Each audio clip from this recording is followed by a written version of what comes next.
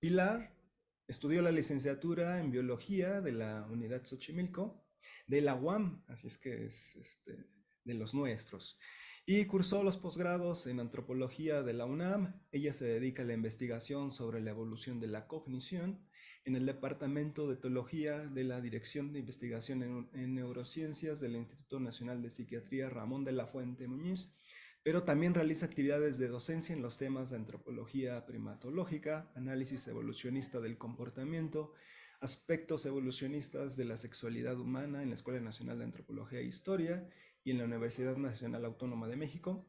Pertenece al Sistema Nacional de Investigadores e investigadores del Consejo Nacional de Humanidades, Ciencias y Tecnologías, y ha escrito algunos artículos, capítulos de libros científicos, así como algunos artículos de difusión de la ciencia. Entonces, Pilar, ya te dejo a los demás para que puedas comenzar. Claro que sí, con muchísimo gusto. Les voy a compartir la pantalla para, pues tengo aquí una plática preparada. ¿Dónde está? ¿Dónde está esta? Ujú. Y entonces lo que vamos a hacer es irnos hasta el principio y supongo que ya ven, digamos, el título y todas esas cosas, ¿no? Sí, ya vemos la presentación. Muy bien. Perfecto. Bueno, pues me voy a arrancar. Esta primera imagen parece que no tiene nada que ver, pero yo lo que los invito a que se acomoden, no a que se sienten, fíjense. Cuando uno le pidan acomodarse, mm, uno va hacia el sillón de la izquierda, creo yo. Espero que a ustedes les haya pasado lo mismo. Pero si me piden sentarme, me iría hacia el sillón de la derecha. Los sinónimos de acomodar son acoplar, ajustar, articular, combinar, juntar, coordinar y completar. Mientras que los sinónimos de sentar, o sea, de sentarse son asegurar, afianzar, colocar, establecer, estipular, determinar.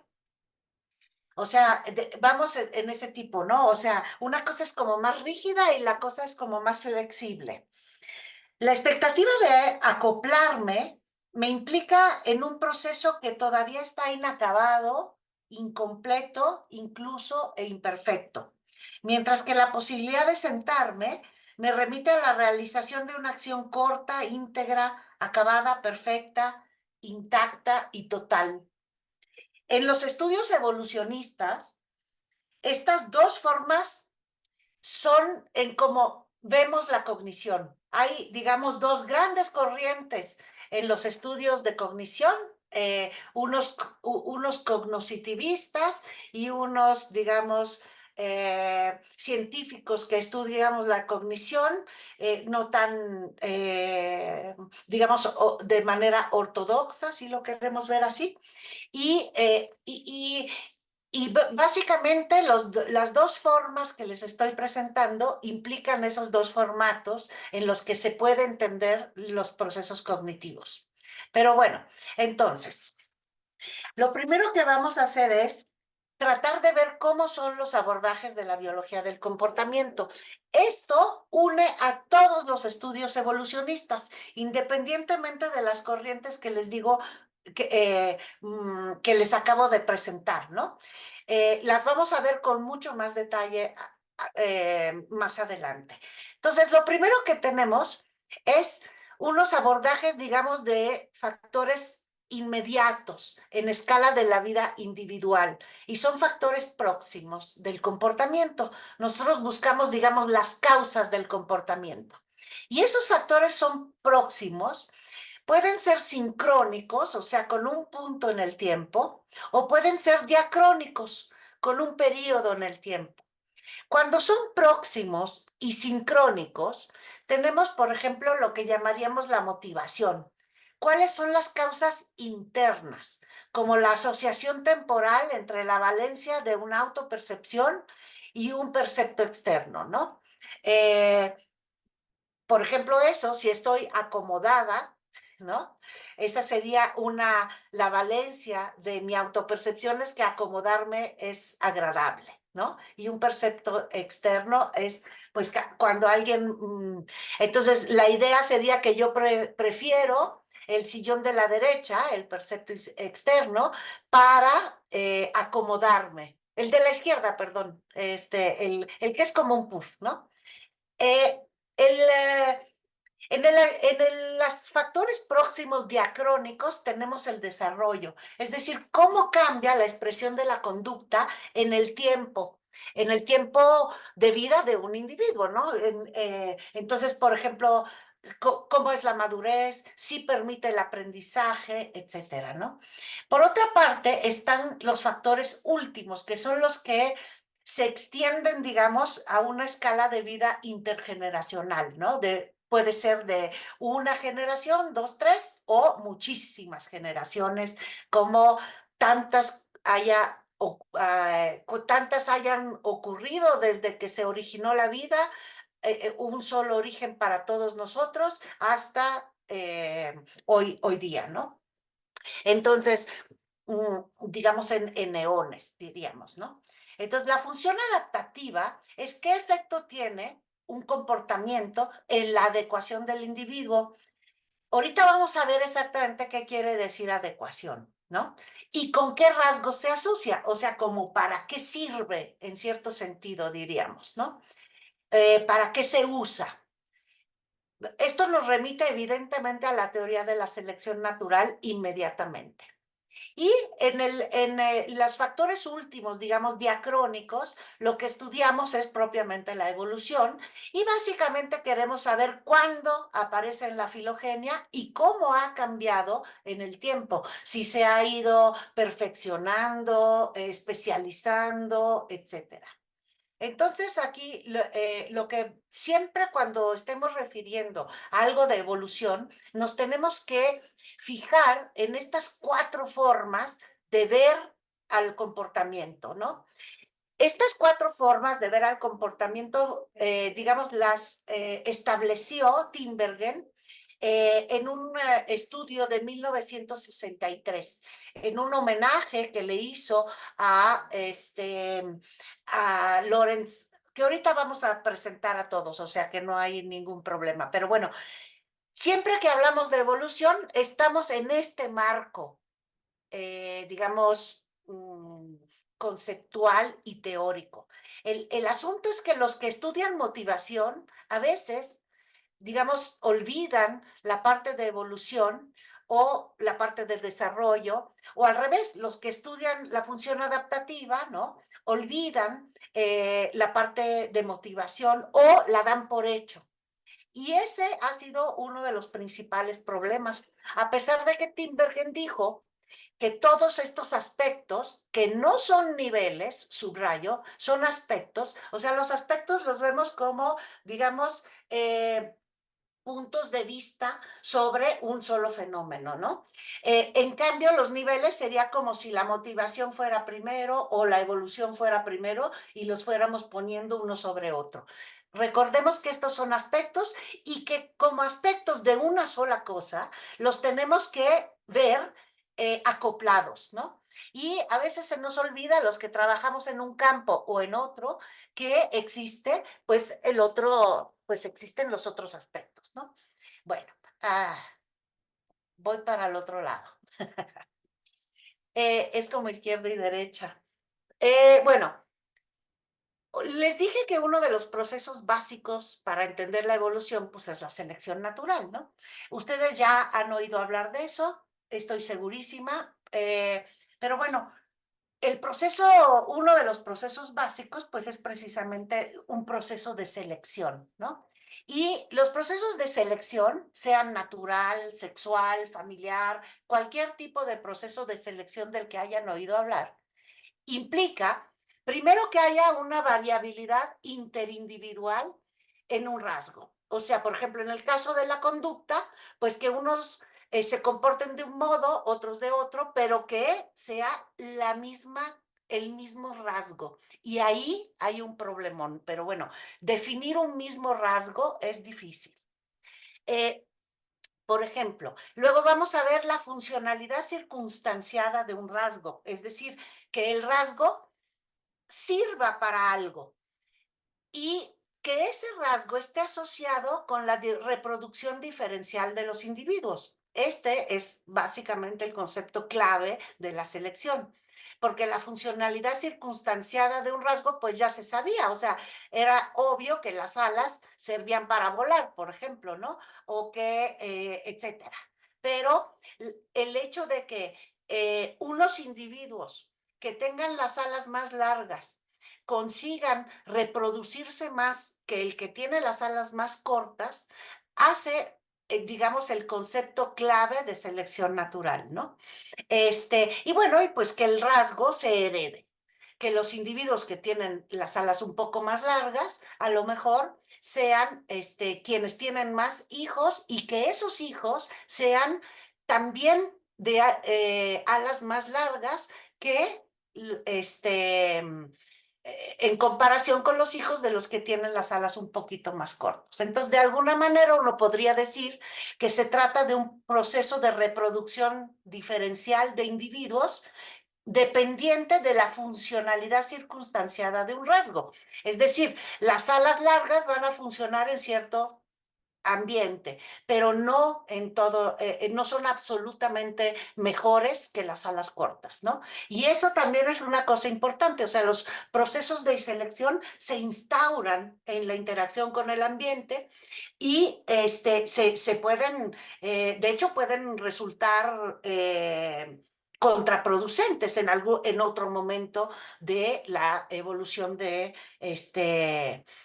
la evolución, ¿no? Bueno, entonces, partiendo de esa idea, en la etología clásica tenemos a tres grandes representantes, ¿no? Uno era von Frisch, otro Lorenz y otro Tinbergen. Los vamos a ir viendo así, por ejemplo.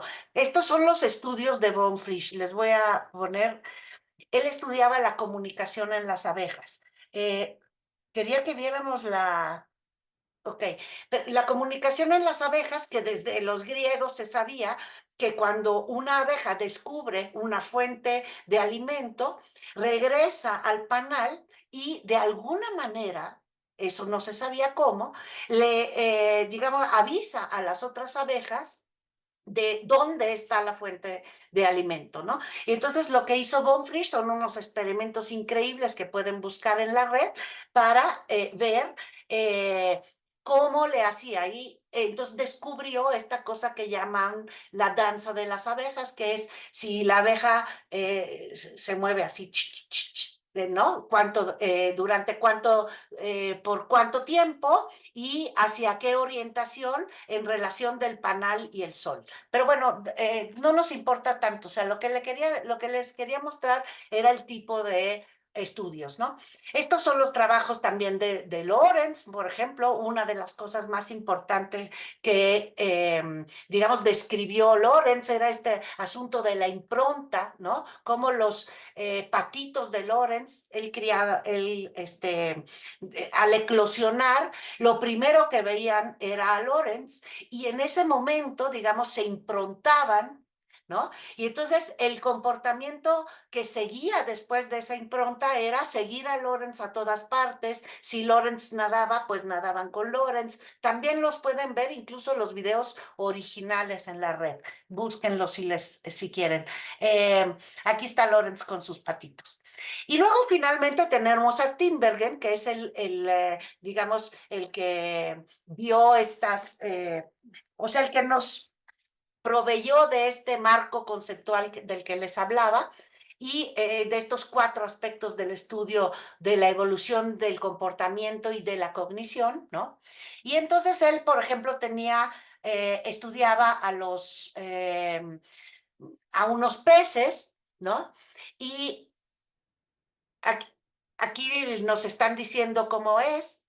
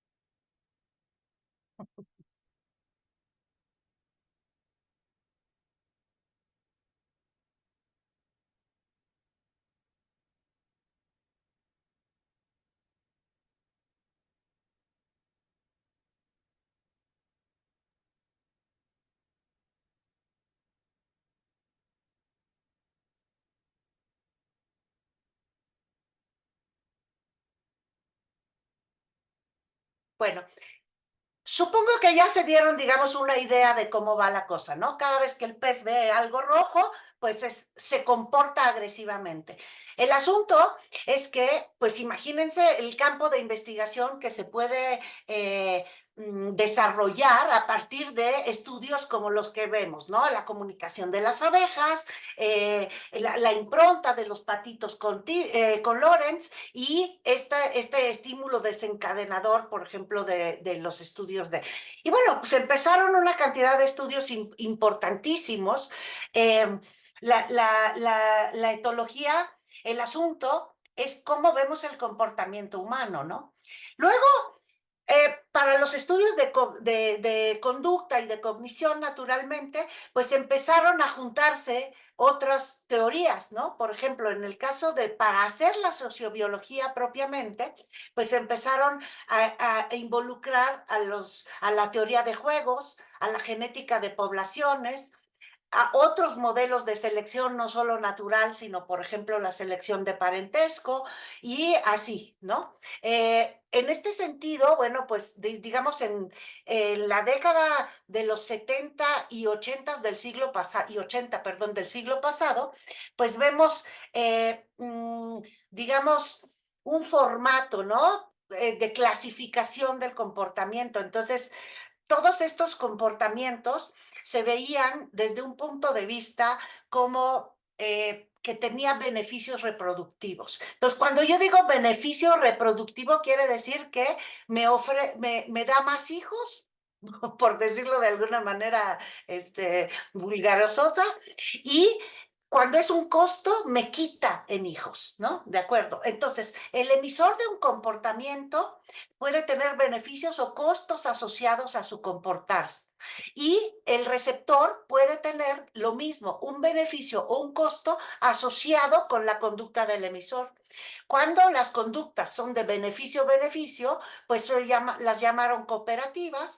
Cuando eran de beneficio y de costo competitivas, cuando implicaban un costo tanto para el emisor como para el receptor, las llamaron, y un beneficio para el receptor, las llamaron altruistas, y cuando era un costo para ambos, las llamaron rencorosas.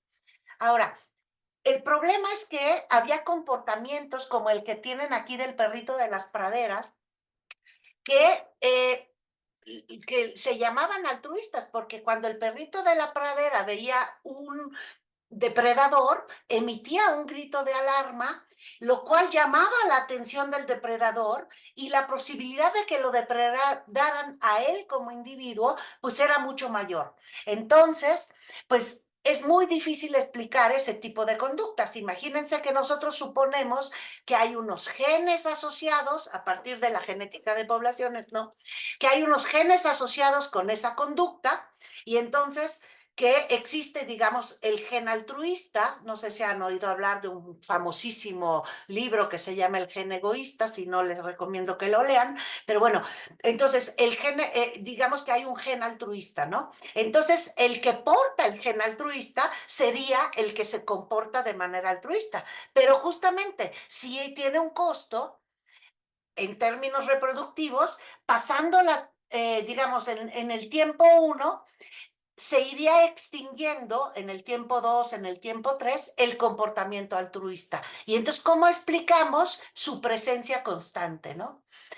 Y lo mismo ocurre para las conductas rencorosas, o sea, ¿cómo explicar algo que cuesta? Sobre todo al emisor del comportamiento, ¿no?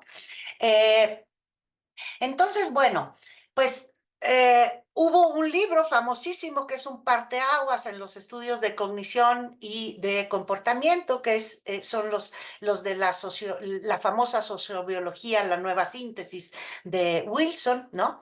Que tiene unos capítulos finales dedicados al comportamiento humano y que, digamos, de alguna manera daba a entender, o sea, permitía el desarrollo de un programa de investigación que implicaba pues que los seres humanos nos comportábamos igual que a lo mejor los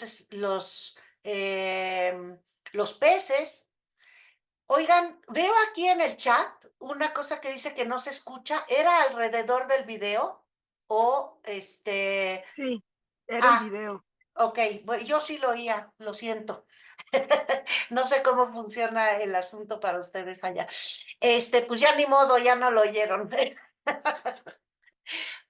Estaba en el capítulo final de la sociobiología, la nueva síntesis, que estaba dedicado a humanos. Entonces daba la idea de que los humanos también nos comportamos con improntas, con estímulos desencadenadores, etcétera, ¿no? A partir de esa idea, pues, hubo muchísimas críticas, sobre todo de autores de la talla de Lewontin y de Stephen Jay Gould, a quienes les recomiendo muchísimo que lean, sobre todo a Gould, un gran difusor de la evolución, de las teorías evolucionistas, ¿no?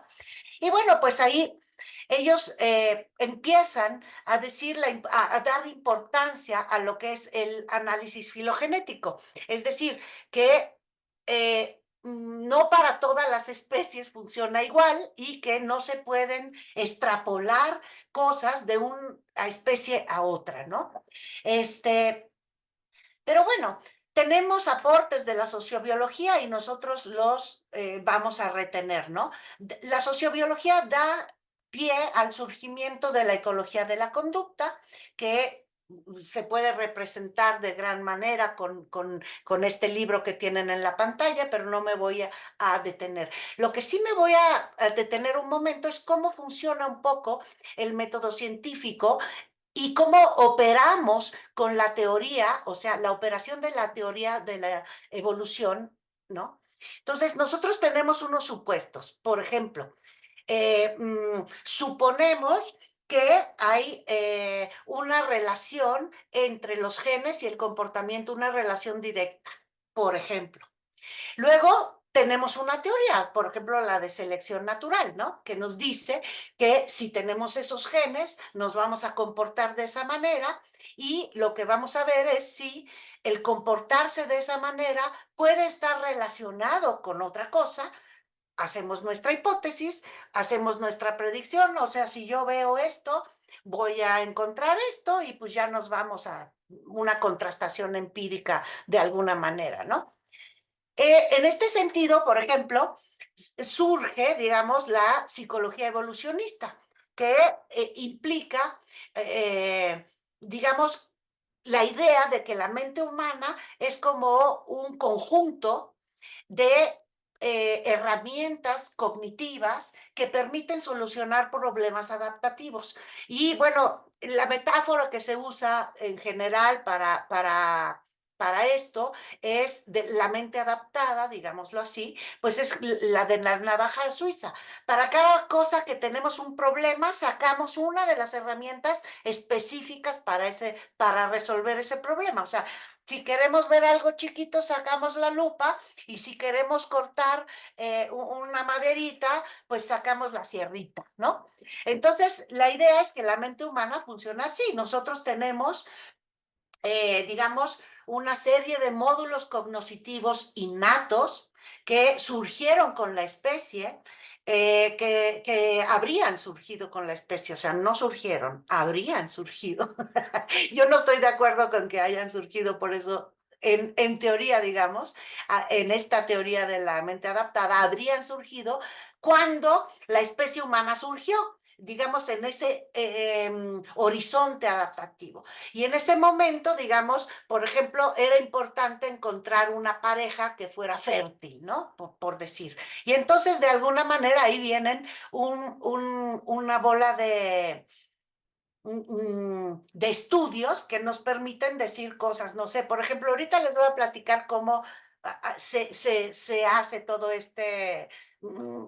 forma de pensar, ¿no? Entonces, nosotros tenemos aquí nuestros supuestos, tenemos una teoría que es la reproducción natural está asociada con una eficiencia ambiental, luego tenemos que explicar por qué el pavo y la pava son tan diferentes. Y entonces, digamos, este es el surgimiento de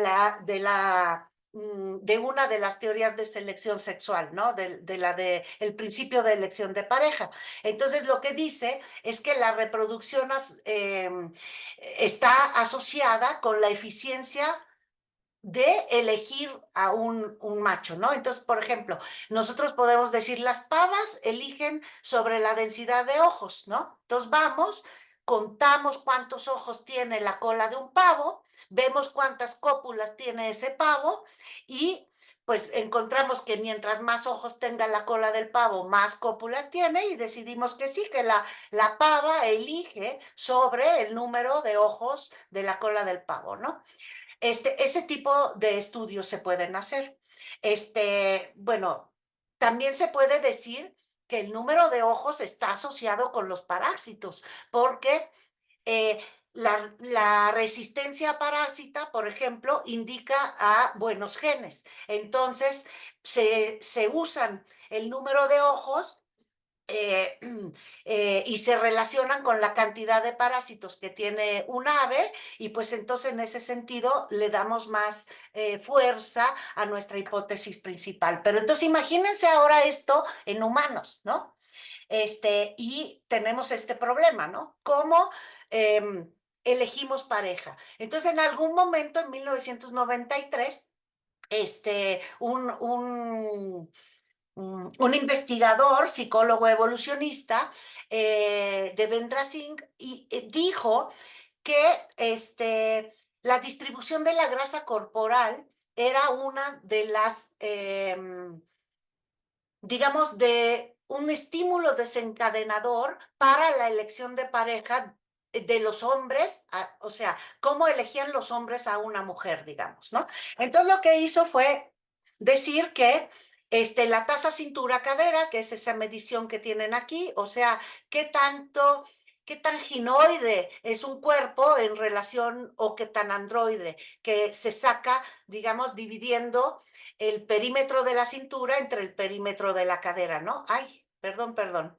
Ok, entonces lo que él hizo fue que buscó y vio que en todas las poblaciones humanas los hombres tienen la tasa cintura-cadera más alta que las mujeres, o sea que es un carácter sexual diferencial, o sea, dimórfico en las poblaciones humanas todas. Por ejemplo, aquí tienen en Dinamarca. En Dinamarca las mujeres tienen una tasa cintura-cadera alrededor de 0,8, mientras que los hombres la tienen alrededor de 0,98. En México, déjenme que lo busque, no está a lo mejor, pero vamos a ver el caso de uno que la diferencia sea un poco menor, como en China, ¿no? En China, las mujeres tienen una tasa cintura-cadera alrededor de 0,78 y los hombres de 0,85, ¿no? Por decir. Y bueno, pues entonces él, perdón, Devendra Singh, lo que buscó, digamos, fue decir que la tasa cintura-cadera es un indicador de salud a largo plazo. Entonces, que los hombres proviniendo de miren cuántos supuestos se está haciendo, ¿no? Proviniendo de una población, digamos, donde la monogamia es, según esto, el mejor, me río porque es ridícula como suposición, pero bueno, en ese momento se planteó así, que los humanos somos monógamos de principio, ¿no? Entonces, para un hombre sería importantísimo encontrar una mujer que tuviera salud a largo plazo para reproducirse con ella y entonces pues asoció este rasgo, por ejemplo, con la fertilidad, ¿no? Mientras más chica es la tasa cintura-cadera, mayor fertilidad. mayor éxito en la fertilización artificial, es mayor el tamaño del neonato, la percepción sobre el apoyo social es mayor, o sea que tienen una red social más importante, la cualidad de la imagen corporal y así, ¿no? Un montón. Lo sabe, pero vean esto, mientras más alta es la tasa cintura-cadera, o sea, mientras más androide sería el cuerpo, pues está asociado con sintomatología depresiva, con cánceres de ovarios, mama, útero, etcétera, ¿no? Pero bueno. Y bueno, entonces lo que pensó es que nosotros podíamos ir a poblaciones humanas y ver si los humanos en diferentes lugares escogían y consideraban más atractivas a una figura femenina que tuviera una tasa cintura-cadera menor, ¿no? Y pues eso lo hizo, él les dio a escoger a, sobre todo, estudiantes de psicología de diversas universidades del mundo, estas 12 figuras que estaban como en una baraja, digamos, cada figura era una ficha, por decirlo. Entonces lo que tenemos aquí es mujeres con peso bajo y hasta abajo tenemos a mujeres con sobrepeso.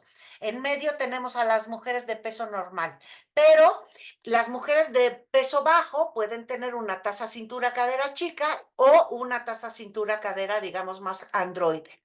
Y entonces, pues les dio a escoger, ellos lo que tenían que hacer es ordenar esa baraja en función del atractivo.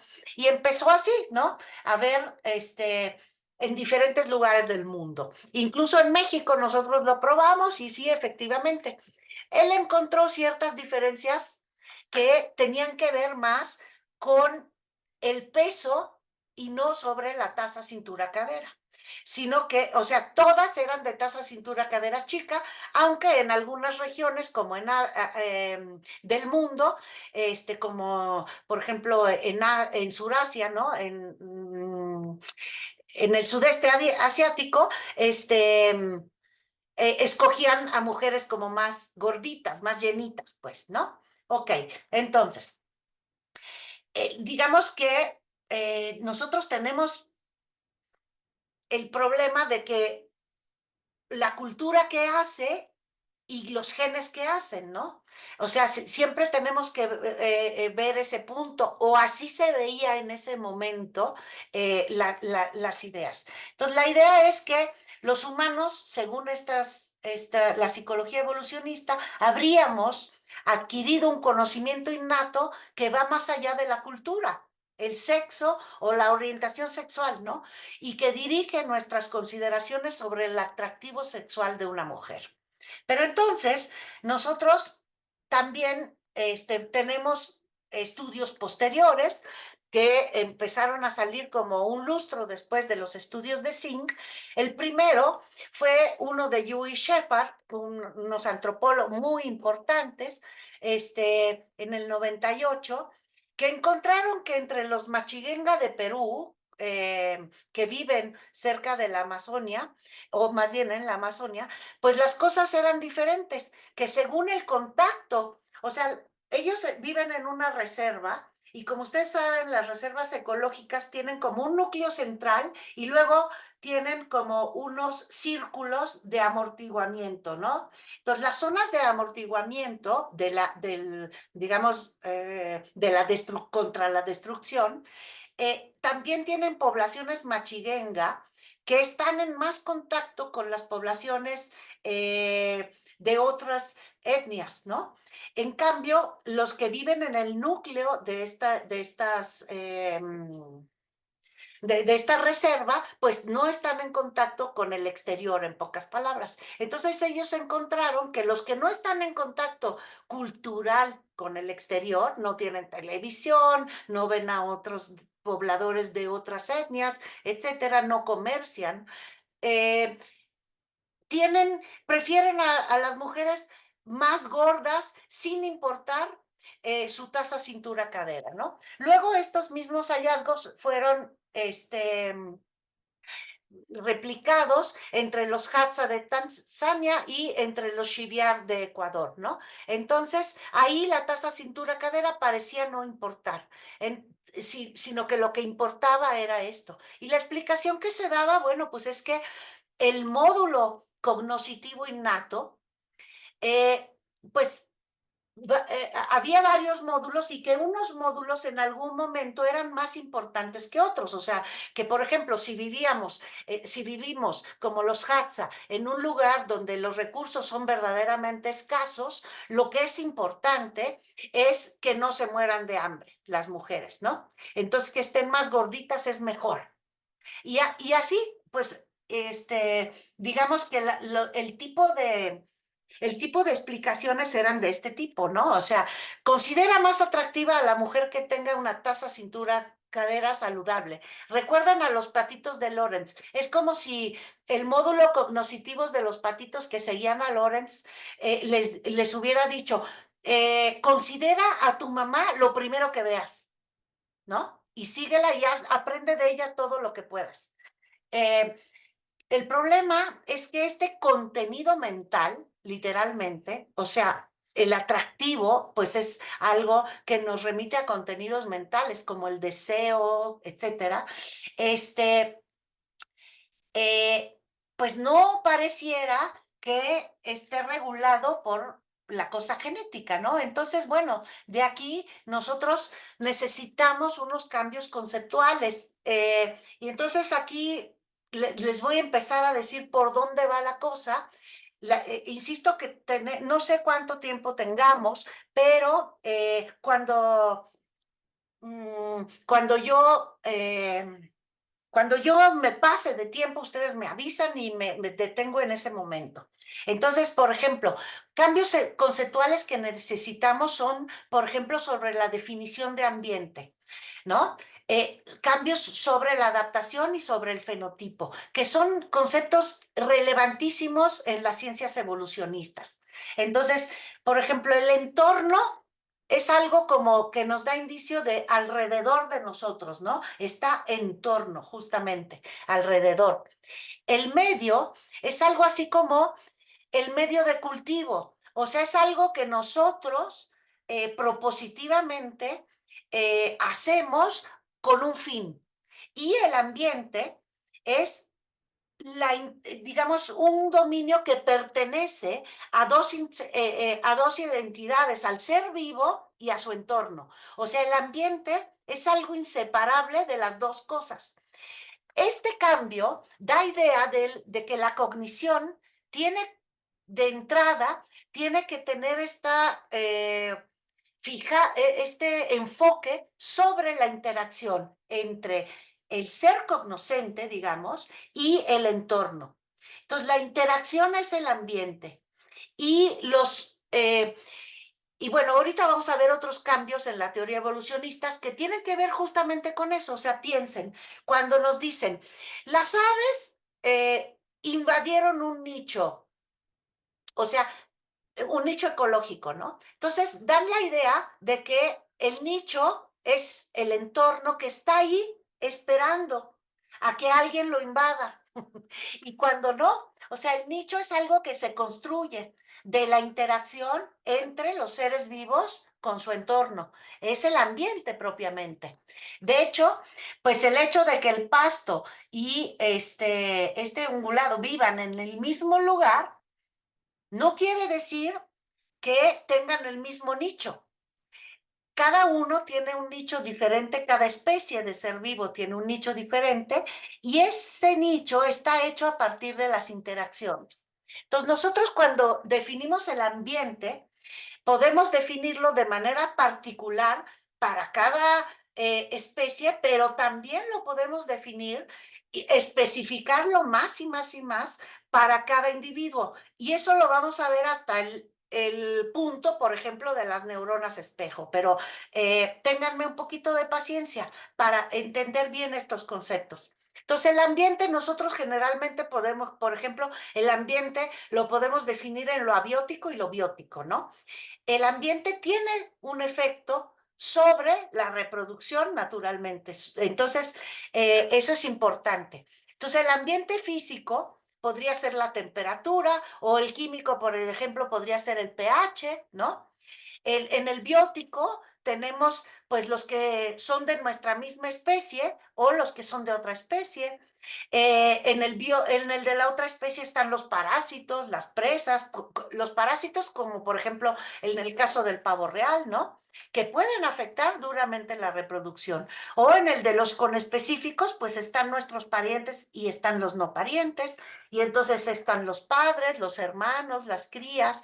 Entonces piensen cómo puede ser el comportamiento y la cognición de un ser vivo que necesita entender cómo comportarse de manera diferente con los padres, los hermanos, los del sexo opuesto, los del mismo sexo, etcétera, etcétera, ¿no? Entonces, bueno, entonces la adaptación generalmente se entiende como una relación entre la forma y la función, ¿no? Entonces, por ejemplo, los pelícanos, los murciélagos y los mayates se desplazan batiendo las alas, ¿no? Las alas son una adaptación que permite volar, así lo podemos decir, ¿de acuerdo? Pero nosotros encontramos que una adaptación está referida no solo también a los procesos de selección natural. O sea, en la biología evolucionista se define una adaptación como algo que históricamente ha permitido que los antecesores de este pelícano uno tras otro se reprodujeran más que los de su población, que sus vecinos, ¿no? En cierto sentido. Y así sucesivamente. Acuérdense que el pleito, digamos, lo que llaman mm, sí, la lucha, ¿no? Por la existencia o alguna de estas frases que no nos sirven para nada, pero que, bueno, están siempre referidas a un conespecífico, o sea, no necesariamente es entre especies, sino con los miembros de tu propia especie, tus vecinos. En fin, bueno, entonces una relación entre estructura y función también puede llevar a una adaptación, ¿no? Es un proceso de cambio genético en una población por el cual el estado medio de un rasgo sufre modificaciones estructurales de ajuste a una función específica. Entonces aquí tenemos que distinguir claramente, como ya les había dicho, qué es un rasgo. Bueno, luego por otro lado tenemos diferentes tipos de selección. Por ejemplo, tenemos selecciones direccionales, unos que mueven la curva de la generación 1 a la generación 2 hacia un solo lado, en una sola dirección, ¿no? Luego tenemos la selección estabilizadora, que es la que mantiene la curva alrededor de una media, ¿no? O sea, que tiene presiones de selección en ambos lados de la curva. Y luego tenemos selecciones, presiones de selección disruptivas, o sea, por ejemplo, lo que serían dos rasgos en una sola población, como el tamaño de los sapos, ¿no? Hay unos sapos muy pequeños, hay unos sapos muy grandes, y entonces los sapos grandes se ponen a cantar, atraen a las zapas, y los sapos chicos se ponen alrededor del sapo cantarín interceptan a las zapas, ¿no? Por decir. Entonces se mantienen de alguna manera los dos tipos de sapos en una población. Y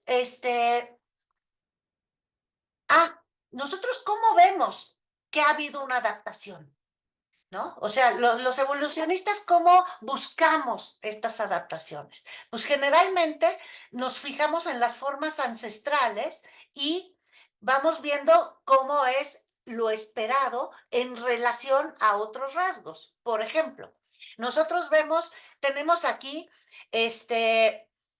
los húmeros de un Homo sapiens, de un Australopithecus afarensis, que es un homínido extinto, y un Pampaniscus, que es un pariente cercano del chimpancé común. ¿No? Eso es de nuestra misma familia, o sea, los tres somos de la misma familia homínide, ¿no? Aquí está el Homo, aquí está el Australopithecus y aquí está el Pan. Y lo que vemos es que a pesar, o sea, ha cambiado la estatura, como ven, el pan es de otra estatura, ¿no? que el ser humano y que el australopiteco. Y también tenemos cambios en el fémur, por ejemplo, ¿no? El fémur de los humanos es más largo, el del australopithecus y el de Pampaniscus. Entonces nosotros lo que hacemos es decir, por ejemplo, si quisiéramos ver, si tuviéramos un australopithecus del tamaño humano, su fémur sería del mismo tamaño que el nuestro, y nos damos cuenta que no, que realmente hay una presión de selección específica sobre el fémur. Entonces, por ejemplo, en lo que tenemos aquí a la izquierda, yo les puse, digamos, el organismo completo y el tamaño del fémur sería lo rojo, ¿no?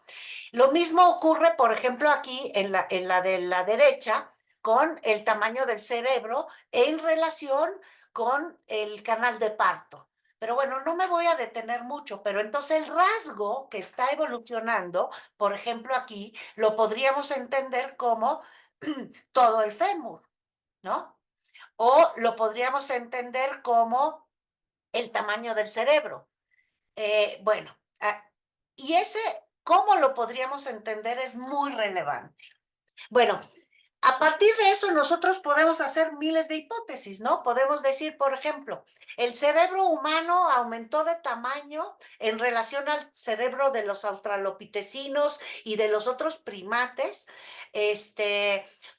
porque la presión de selección que fue una presión de selección direccional, o sea, hacia el aumento del tamaño del cerebro, fue la vida social, porque la vida social implica problemas, digamos, que hay que resolver. En algún momento, nuestro compañero de grupo se convierte en nuestro mejor aliado, por ejemplo, cuando estamos peleando contra un enemigo común, pero a la vez es nuestro peor competidor porque es el que necesita comer lo mismo que nosotros, dormir en el mismo lugar, encontrar la misma pareja para reproducirnos, etcétera, ¿no?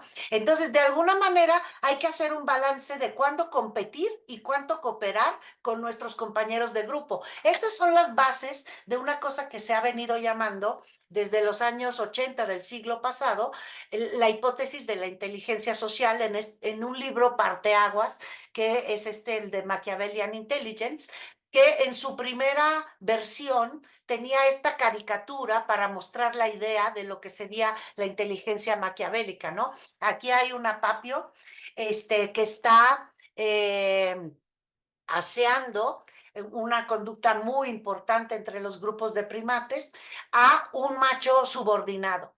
Y aquí está el macho, ella se imagina como que hay una piedra que no deja que el macho dominante vea que ella está aseando al macho subordinado, ¿no? Entonces, de alguna manera lo está engañando, ¿no? El engaño es una de las conductas más relevantes, digamos así. El problema es que esta conducta implica tener, poder, digamos, de alguna manera, leer la mente del otro, tener una teoría de la mente del otro, una TOM, ¿no? Entonces, ella la quitaron de la portada porque luego hubo muchísima discusión, 10 años después, de cómo estos animales en particular, que son cercopitécidos, no tienen teoría de la mente de tal profundidad como para hacer un engaño de este tipo. Por eso lo quitaron de la... En principio era una buena caricatura, pero no estaba basada, digamos, en datos científicos, ¿no? Pero bueno, otro tipo o sea, un tipo de análisis que se puede hacer con esta idea, con esta hipótesis, es esta, ¿no? Que el tamaño del grupo, que aquí lo tienen, y el tamaño del neocórtex, en relación al resto del cerebro, saben el neocórtex qué es, o sea, no me voy a poner a explicar, si no saben, pues me dicen. Pero entonces aquí lo que hizo en un trabajo también fundacional de Dunbar, en 1900, publicado en 1991, es esta relación que conforme aumenta el tamaño del neocórtex, permite, digamos, tamaños de grupo mayor. Esto es la idea de que el tamaño del cerebro efectivamente tiene que ver con la vida social, ¿no? O sea, mantenerse en un grupo grande implica que uno tenga que contender con muchos compañeros y saber con quiénes relacionarse y con quiénes no. Eh, Sin embargo, en estos estudios siempre hay una excepción. Así como vimos en el estudio de la cintura-cadera, que los Machiguenga escogían otra cosa, ¿no? También en el estudio de, ¿cómo se llama? De Dunbar, vemos que los orangutanes se salen de esta predicción, digamos, ¿no? De que mientras más grande el tamaño del grupo, más grande el neocórtex. Efectivamente, los orangutanes tienen un tamaño de neocórtex gigantesco, pero viven en grupos muy pequeños, viven de manera solitaria, ¿no? Entonces, bueno, dar explicación a esas excepciones siempre es un problema. También hay otro tipo de estudios que son como, por ejemplo, estos que tienen que ver con el tamaño de la red social, ¿no? Entonces, mientras más inteligentes en términos del tamaño del cerebro y de uso de herramientas también. Y entre más inteligentes y más tolerantes, sociedades más tolerantes, o sea, que tienen menos porcentaje de agresión intragrupal, ¿no? Tienen redes sociales más eficientes según esto. O sea, entonces aquí vemos, por ejemplo, a un mono suramericano, ¿no? Aquí tenemos a un cercopitécido, como los que vimos en la portada famosa, o aquí vemos a un chimpancé y aquí vemos a una mano, humana, perdón, y bueno, vemos sus redes sociales, ¿no? Bueno, pero también hay las hipótesis siempre se pueden contrarrestar con otras hipótesis o complementar. En este caso de complementarlo, vemos, hay una hipótesis también muy importante de la inteligencia de forrajeo que dice que el tamaño del cerebro aumenta dependiendo de las necesidades del forrajeo. Entonces les traje este ejemplo que es como muy clásico y son los monos que viven en el territorio mexicano, por ejemplo, son aloata y ateles, ¿no? Los monos araña y los monos aulladores. Entonces vemos el tamaño del cerebro de ateles es mucho más grande y tiene más circunvoluciones que el tamaño del cerebro de ¿cómo se llama? Del mono aullador. Estas dos especies están muy emparentadas entre sí, pertenecen a la misma familia y viven en los mismos lugares, en la selva mexicana o de Sudamérica también. Pero entonces, en lo que se diferencian, de hecho son especies simpátricas, o sea, uno los puede encontrar juntos. En lo que se diferencian es en lo que comen. Los monos aulladores tienen una dieta sí, digamos, basada en hojas, son folívoros, mientras que los monos araña tienen una dieta mucho más rica, digámoslo así, basada en frutas. Entonces, la autora, Catherine Milton, en el 81, a principios de los años 80, pensó que el tipo de forrajeo pues podría ser muy importante en, digamos, el cerebro. Y esta hipótesis se asocia con estudios como el que tienen aquí en la pantalla, que se trata de lo siguiente, ¿no? O sea, aquí es un espacio que es el ámbito hogareño de una especie y aquí lo que tenemos son árboles, ¿no? Alrededor de cada árbol, digamos, marcaron como este círculo imaginario, ¿no? Entonces contaron cuántas veces al entrar al círculo imaginario llegaban hasta el árbol que fructifica. Entonces aquí viene un grupo forrajeando, un grupo de primates, y aquí van trazando su ruta. Y como ven, cuando el árbol no está fructificando, se siguen de largo. Esto quiere decir, y no queda a la vista, ¿no? Esto quiere decir que de alguna manera saben cosas sobre la fenomenología, digamos, del ciclo de fructificación de los árboles, ¿no? Entonces, de alguna manera tienen rutas eficientes en función de eso, o sea, pues no pierden tanta energía buscando, sino que ya saben hacia dónde van. Bueno, también les traje un estudio que es que es sobre la evolución del autocontrol, para que empecemos a ver cómo se hacen ya los estudios, digamos, mmm, que a partir de un estudio que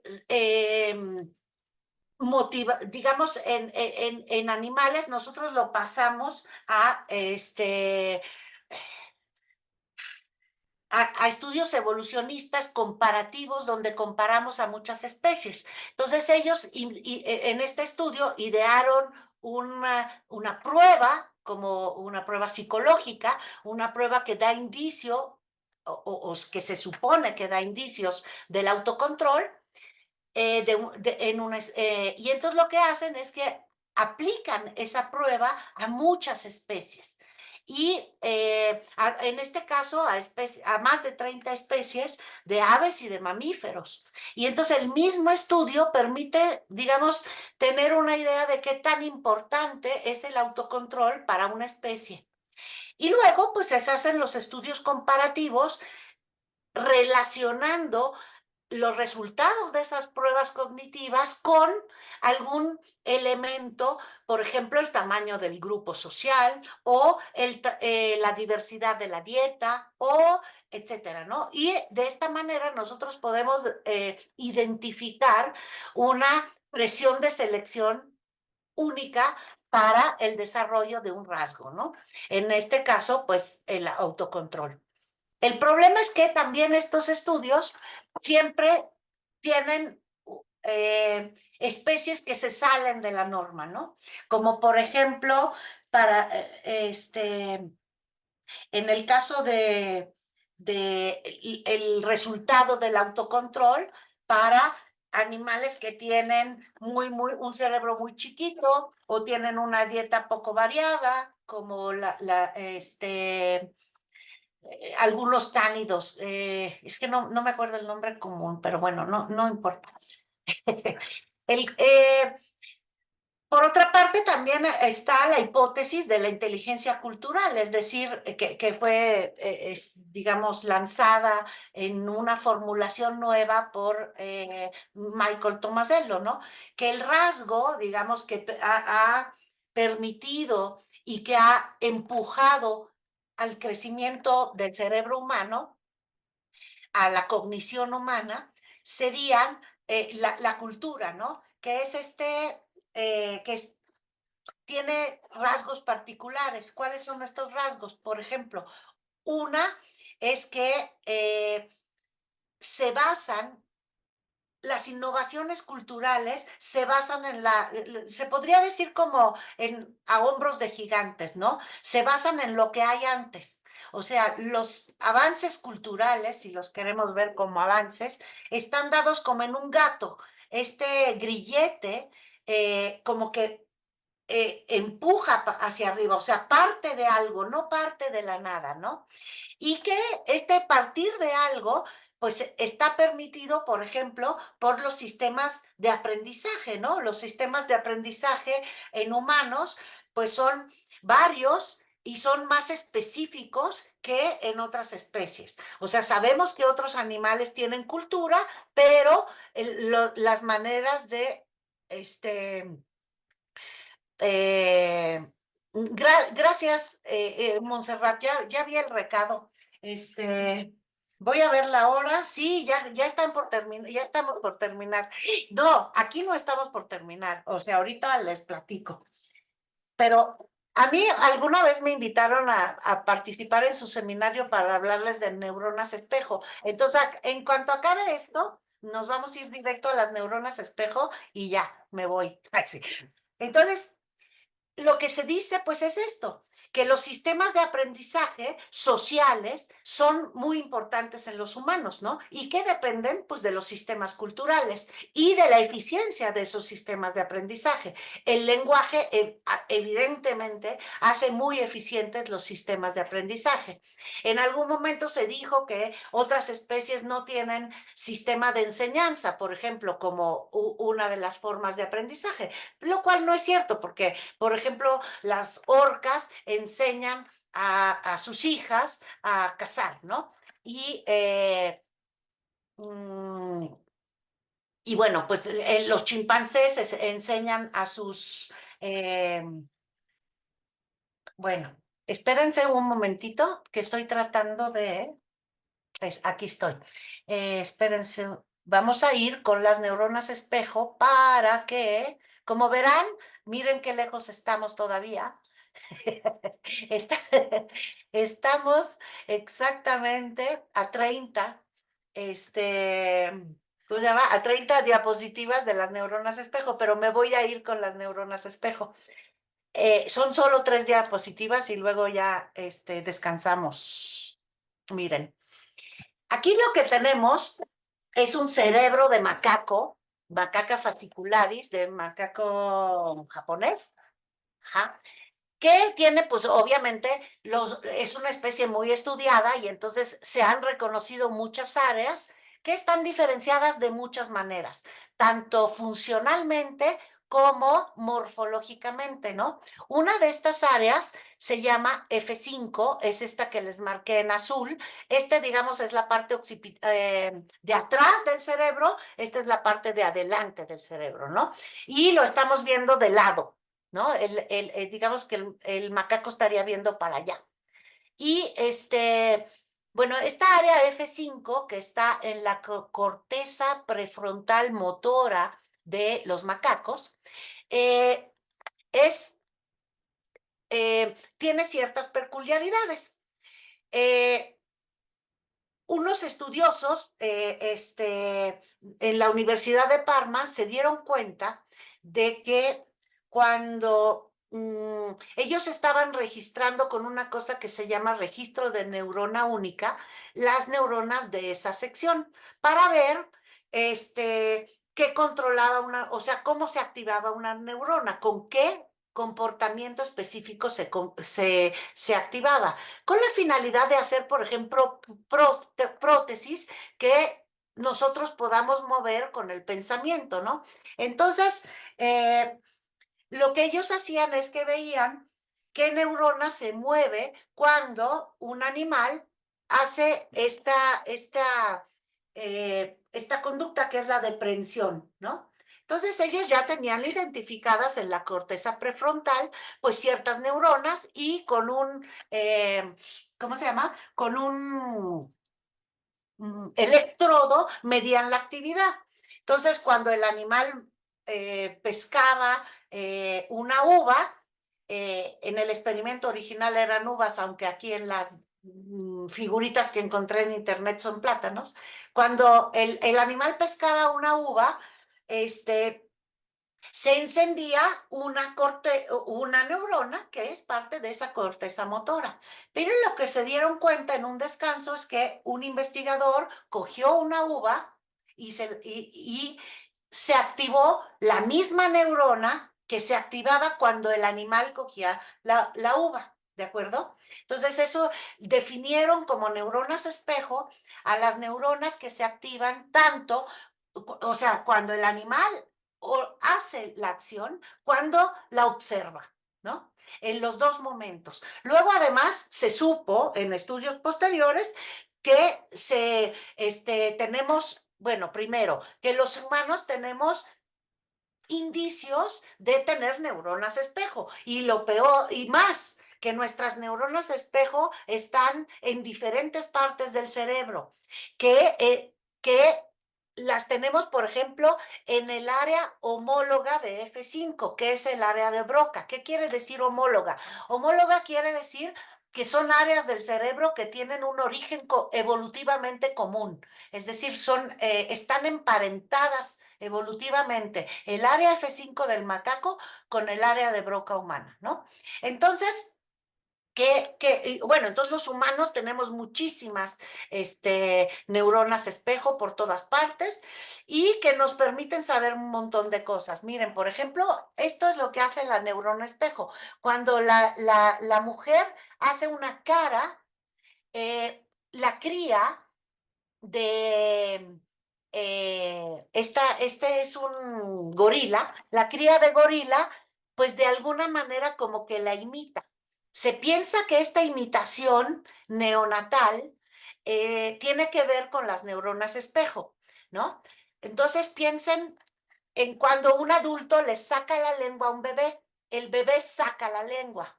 O sea, está echando a andar sus neuronas espejo, se supone. Pero piensen en comportamiento, en el significado del comportamiento.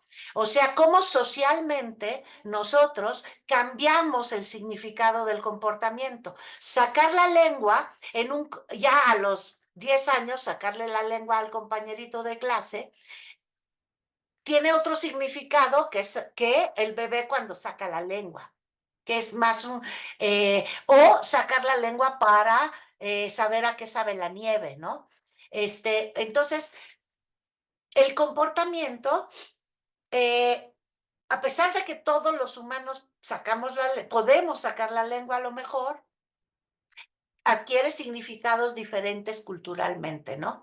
Y entonces me remito a la definición de ambiente que teníamos. Cuando nosotros definimos ambiente como una entidad perteneciente al entorno y al ser vivo, cuando es como una cualidad emergente de la interacción del ser vivo en su entorno y de la acción del ser vivo en su entorno, entonces vemos que la parte cognitiva de un comportamiento depende completamente del entorno social, del significado que tiene. Y bueno, pues eso básicamente es lo que les quería decir de las neuronas espejo. Otro día platicamos de otras cosas. Sí, Pilar, gracias. No Pues sí, sabía cuánto tiempo tenía para hablar, que conste. sí, creo que se nos pasó decirte, pero estuvo bien, al final salió bien. Y ya en otra ocasión yo creo que podríamos ya tener una charla completa de neuronas espejo. Entonces, vayan preparando preguntas. Yo tengo algunas, los demás vayan pensando. Sobre la primera parte, he estado interesado un poquito de manera a nivel de divulgación en la evolución y demás, y había visto como historias o explicaciones de cómo cierta característica, pero fisiológica o morfológica, se ha heredado, ¿no? En algunas especies. Y ahí como que me queda claro que los investigadores le puedan seguir el rastro porque, digamos, identifican cuáles genes son los que hacen que una persona tenga el cabello rizado o el cabello lacio. Porque, digamos, así naciste y así directamente se puede ver, ¿no? Que es el efecto de los genes. Pero en el comportamiento, ¿cómo le hacen? Porque me imagino que es más complicado decir, bueno, este comportamiento no es raíz de la cultura y otras cosas que he vivido, ¿no? Sino que ya vienen los genes, ¿no? Porque supongo que, aunque es el comportamiento, por un lado, ya para terminar la pregunta, sí viene codificado en los genes, ¿no? El comportamiento de esto que... Y cómo le hacen para saber que eso sí se ha heredado, ¿no? Algún comportamiento, no algo físico, pues. El asunto es que Mm, o sea, desde los años 50 del siglo pasado, digamos, con el boom de los estudios de genética y hoy en día de genómica, evidentemente se echó a andar un programa de investigación muy importante eh, en el que se buscaba esta relación entre comportamiento y genética, ¿no? El problema es que después se tuvo que pasar y los genes directamente en la genética. Después, ese programa de investigación tuvo que cambiar a los estudios de genómica. ¿Cuál es la diferencia entre los estudios de genética y los estudios de genómica? Uno, los estudios de genética se basaban justamente en solo un gene, por decirlo, ¿no? Los estudios de genómica tratan de ver el complejo genético, porque como ustedes saben, hay unos genes que se prenden y se apagan en función de que si están cerca de unos, cerca de otros, que se prenden y se apagan en función de lo que comemos, de lo que hacemos, ¿no? Entonces pasaron a los estudios de genómica, perdón. Sin embargo, aún en los estudios de genómica, que esa es la parte que no nos dio tiempo de hablar. O sea, tenemos también muchas teorías evolucionistas, ¿no? Tenemos, digamos, la teoría de la síntesis moderna y tenemos la teoría de la síntesis extendida. Yo soy partidaria de los de la síntesis extendida y soy necia siempre en recalcar que realmente es muy raro encontrar un comportamiento que esté asociado a un alelo, ¿no? A un alelo genético, o sea, a un gene que yo tengo y el otro no tiene, ¿no? Yo me comporto así porque yo tengo este gene y el otro no lo tiene. Es prácticamente dificilísimo. Hay muchos estudios, por ejemplo, que enseñan que podemos tener el mismo resultado conductual con procesamientos cerebrales completamente diferentes. Por ejemplo, la empatía, ¿no? Un estudio que muestra que, de un estudio hecho aquí en México, con policías hombres y mujeres, por les quiero decir, Emanuel Mercadillo, este, de la UAM, precisamente, otra UAM creo. Es que ustedes están en Coajimalpa, ¿no? Ajá. Sí, creo que es de la UAM, no me acuerdo, pero luego veo, les platico. Entonces, él lo que hace es estudiar a policías mujeres, policías hombres y hacerles unas resonancias magnéticas y se da cuenta que la empatía de los hombres y de las mujeres, digamos, ya se forma de otra manera en el cerebro de hombres y mujeres, ¿no? Entonces, ¿qué genes puedes asociar a la empatía? Si tienes incluso partes, digamos, fisiologías completamente diferentes para unos y otros. Entonces es como muy complicado, ¿no? Y además sabemos que el comportamiento es un fenotipo plástico reversible. Y ahí habían, no sé si vieron que las siguientes diapositivas estaban mm, digamos que mostraban a unos cangrejos ermitaños. El comportamiento del cangrejo ermitaño es el de cambiar la conchita, ¿no? Entonces, si estuvieran codificados en los genes, los cangrejos ermitaños jamás podrían escoger a una tapa, a una corcholata de concha, porque no está en su, no hay manera de que en sus genes esté habilitado el comportamiento de elegir una corcholata, porque su especie, digamos, en esta idea de el horizonte adaptativo de la especie de cangrejos ermitaños, pues no incluía corcholatas. Ellos están ahí mucho antes de que se inventaran las corcholatas, ¿no? Por cierto, también en México. Eh, no, el fenotipo, que es el comportamiento como lo vemos, está hecho de, sí, un genotipo. O sea, no podemos pensar en ningún comportamiento sin una genética que lo facilite, que lo permita. Pero la interacción con el entorno hace un fenotipo. O sea, el ambiente en sí mismo es el fenotipo.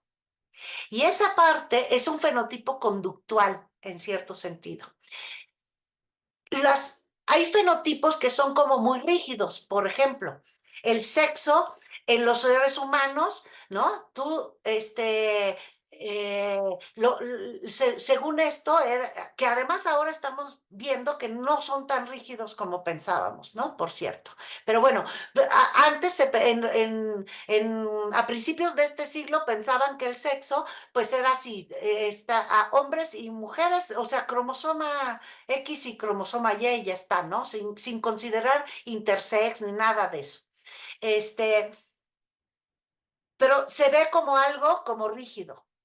En el caso, por ejemplo, de las tortugas, sabemos que el fenotipo del sexo está determinado por las condiciones de humedad y temperatura del huevo en el nido, ¿no? Los de hasta abajo, los de hasta arriba son de sexos diferentes, por ejemplo. O en el caso de los peces que cambian de sexo, ¿no? Cuando hacen falta machos, una hembra pues se convierte en macho y eh, digamos, fertiliza los huevos de las otras y luego regresa a ser hembra, o sea que va y viene, ¿no? Como un poco más, como diríamos actualmente, como de sexo fluido, ¿no? Entonces, estamos viendo que los comportamientos no son tan rígidos como los pensábamos, ¿no?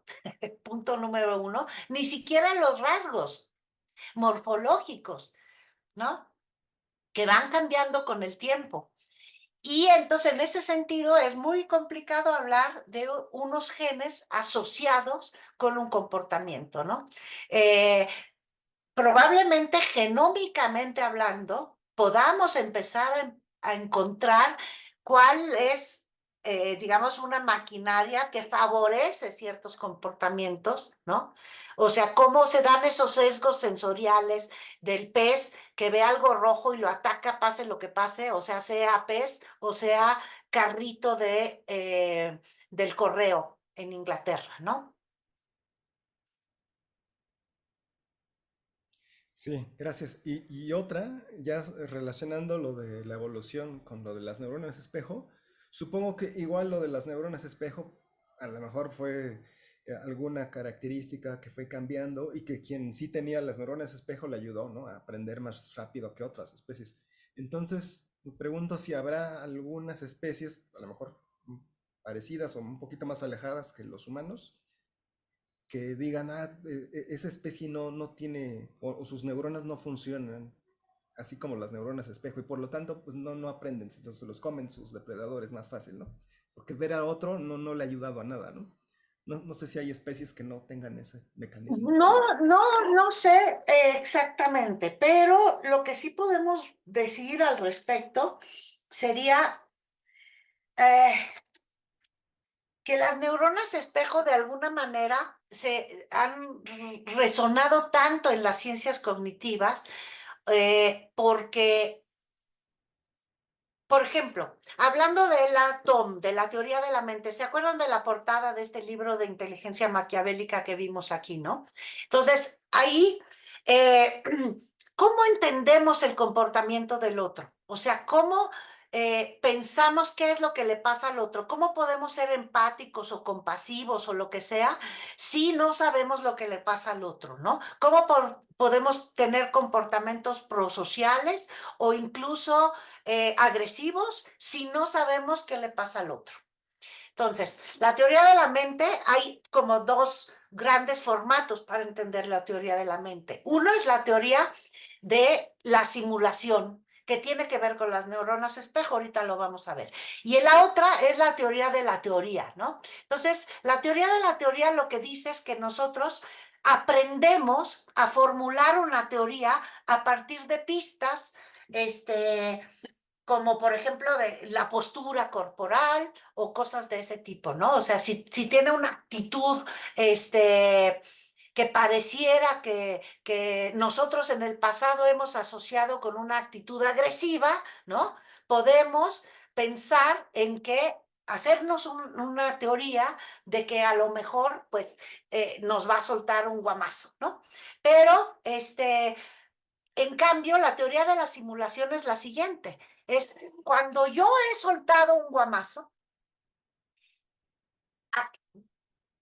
tengo cierta posición, cierta postura corporal, cierta actitud, y yo al verla en el otro, con mis neuronas espejo, puedo, digamos, suponer que la vía es esa.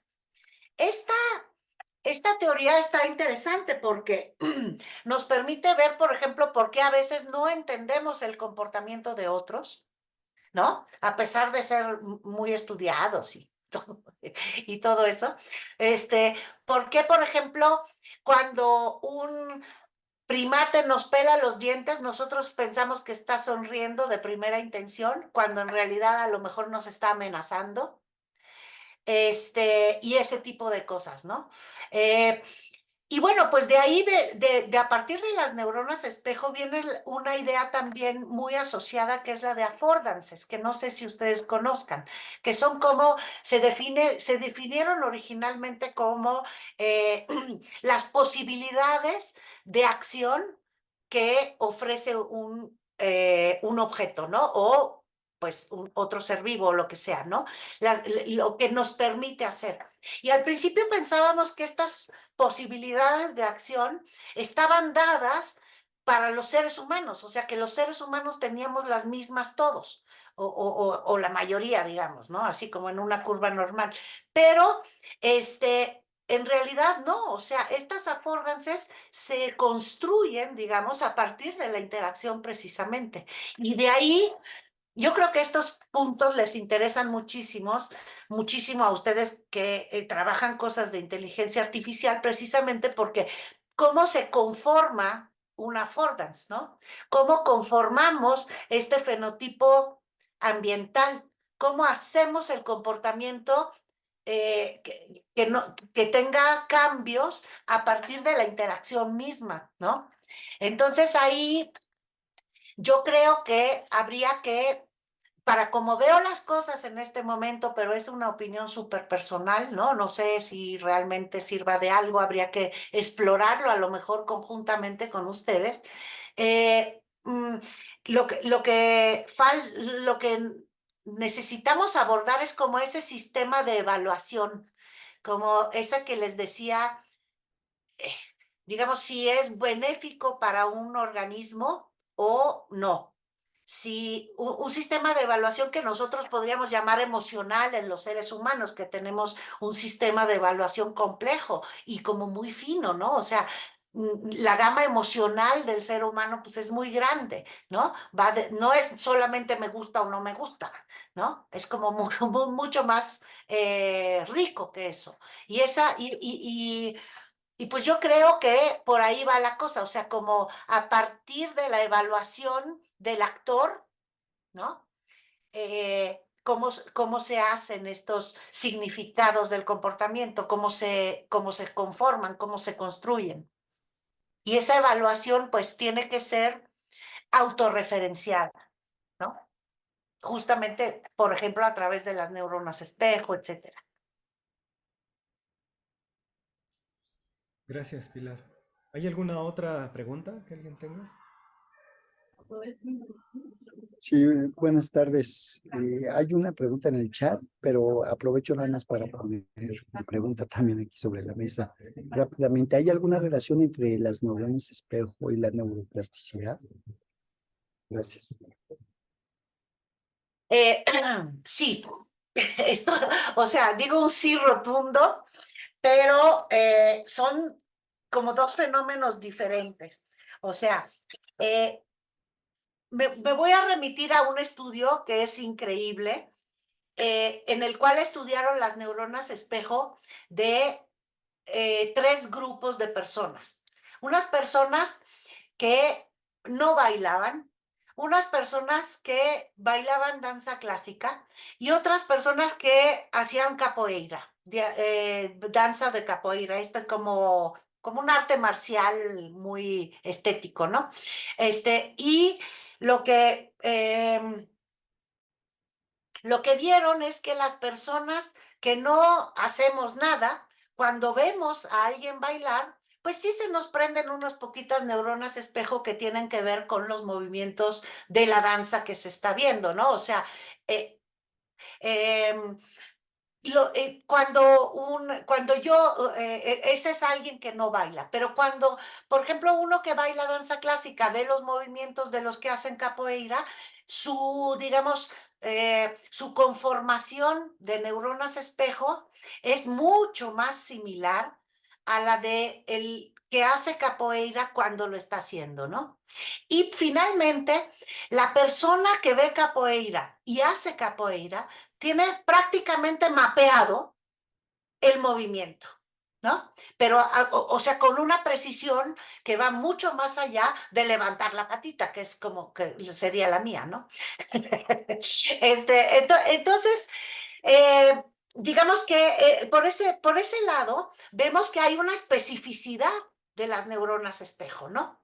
Por el otro lado, la plasticidad neuronal, que justo es el tema que estoy trabajando ahorita, tiene, tiene posibilidades en términos de la neurogénesis. Es decir, nosotros podemos acudir a este fenómeno de plasticidad neuronal si tenemos neuronas disponibles para ponerlas en la función nueva, ¿no? En la función que la plasticidad se refiere como que a darle nueva función a una parte del cerebro, por ejemplo, ¿no? Si tenemos una avería en la parte del lenguaje, ¿no? Y una avería morfológica, ¿no? Y luego, ¿cómo le haríamos para hablar si no tenemos parte del lenguaje en el hemisferio derecho? Pues lo que se hace es que el cerebro como que de alguna manera sustituye la función que tenía en la izquierda a la derecha, ¿no? Y eso no lo podría hacer sin nuevas neuronas. Neuronas que no han sido usadas en otra función. Entonces, la neurogénesis está asociada. Entonces, obviamente, la plasticidad conductual, pues tiene que ver con el uso y por lo tanto, pues con las neuronas espejo también. O sea, es un sí rotundo, pero pues está complicadito. No estoy segura de que haya un estudio específico en el que nos digan neuronas espejo y plasticidad neuronal, ¿no? O cerebral. La verdad no lo conozco. Estoy, pues nada, ¿cómo se dice? Pues inventando aquí, o sea, especulando de alguna manera. Doctora Pilar, muchas gracias. Muy buena presentación. Muchas gracias a usted. Y En había el otra chat decían pregunta, que había sí, una pregunta. ¿Es las excepciones a una teoría? ¿Es esta, la de sí, Francisco Cuevas? sí. Ok, la voy a leer. Las excepciones a una teoría, por ejemplo, el ancho de cadera de las mujeres, ¿son eso excepciones o la estarían falsando, refutando? Ah, bueno, ahí, pues yo lo pienso, sin duda, como una refutación. Es decir, la refutación no es tanto sobre la preferencia o no de las tasas cintura-cadera de los hombres de la sociedad occidental, ¿no? O incluso de las mujeres. Nosotras también, cuando vemos a una mujer, uno de los rasgos que nos parecen atractivos a nosotras es la tasa cintura-cadera de otra, ¿no? O incluso nosotras pensamos que es un rasgo atractivo de nosotras mismas porque somos capaces de ponernos un corset, somos capaces de quitarnos costillas para que la tasa cintura-cadera aparezca como menor, o sea, ¿no? Somos capaces de un montón de cosas, de ponernos pantalones con relleno, pues, o sea, no sé cómo se llama, pues, pero para que parezca que tengamos una tasa cintura-cadera más chica, ¿no? Nos ponemos cosas apretadas, lo que sea. El caso es que tratamos de exacerbar ese rasgo que tenemos, ¿no? Entonces, no es una excepción. Realmente, lo que hay que entender es que es cultural y que entonces su origen es cultural. O sea, no falseamos en el sentido de que no son atractivas. ¿Cómo no? en México hoy día, etcétera, etcétera, son súper atractivas. Y probablemente en la época de Tlatilco, si conocen a las estatuitas de Tlatilco, también. Y cómo no nos vamos a las imágenes como de Kama Sutra que hay en la India, o así, ¿no? Pero obviamente sí, obviamente ha sido atractivo. Realmente es un rasgo que puede ser atractivo, pero lo que no se ha visto es la parte histórica de ese rasgo, la parte cultural, la parte que tiene que ver con que si una cultura le da importancia o no, ¿no? Y eso es relevante. Esa es la parte que nosotros no podemos ver, que el atractivo está hecho antes que nuestra inserción cultural como individuos, ¿no? Nuestro enculturamiento eh, implica el hacer nuestra idea de atractivo. Nuestra estética está anclada en nuestra cultura, todo eso, bueno, ¿no? Y ese es el punto, o sea, el chiste es que estos rasgos no están hechos, sino que se hacen. Son fenotipos que se construyen en la interacción con el entorno. En este caso, un entorno cultural. Pues ese es yo lo que diría a la pregunta de Francisco Cuevas. Pero, bueno, Hola, perdón. Francisco. Hola, ¿qué tal? Pero entonces dejaría de ser algo biológico para ser meramente cultural. No, no, es biocultural, de hecho Ok. biosociocultural, ¿no? Podríamos decir, o sea, el punto es que estas falsas dicotomías entre la naturaleza y la cultura nos han impedido ver cosas que están ahí y que pueden darnos explicaciones para fenómenos que tenemos, ¿no? O sea, para entender, por ejemplo, las diferencias entre la psiquiatría y la psicología, desde ese punto de vista también, ¿no? O sea, que no todo es cultural, no todo es biológico, es una amalgama de las dos cosas, está hecho de las dos cosas. Es como, miren, el fenotipo, una de las metáforas más bonitas del fenotipo la inventó Linda Fedigan, y es esta de el área, ¿no? El área está hecha de la base y de la altura, no de un rectángulo, ¿no? O sea, no podemos entender el área sin las dos cosas, sin la base o sin la altura. Y la base no es porque sea más importante, simplemente es por dónde la hemos puesto, ¿no? Porque en un cuadrado, pues, ¿cuál es la base y cuál es la altura? Eh, Entonces, no es que una sea más importante que la otra. Sin esas, no podemos entender el fenómeno, que es el fenotipo, que es el comportamiento, por ejemplo, ¿no? Ok, gracias. En el caso, digamos, de estas metáforas de la mente como computacional, ¿no? Tenemos ese problema, ¿no? O sea, entendemos como si hubiera un hardware, ¿se llama?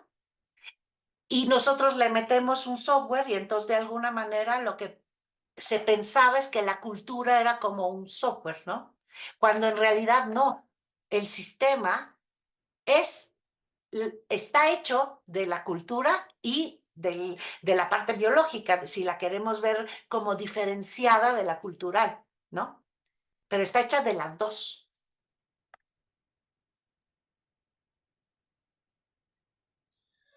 Pues muy bien. ¿Hay alguna otra pregunta? Creo que no. Entonces, Pues muchísimas gracias por no, atenderme gracias a ti, tanto Pilar. tiempo. Y a No, mí esto me está prestan el bien micrófono y no interesante. me callo.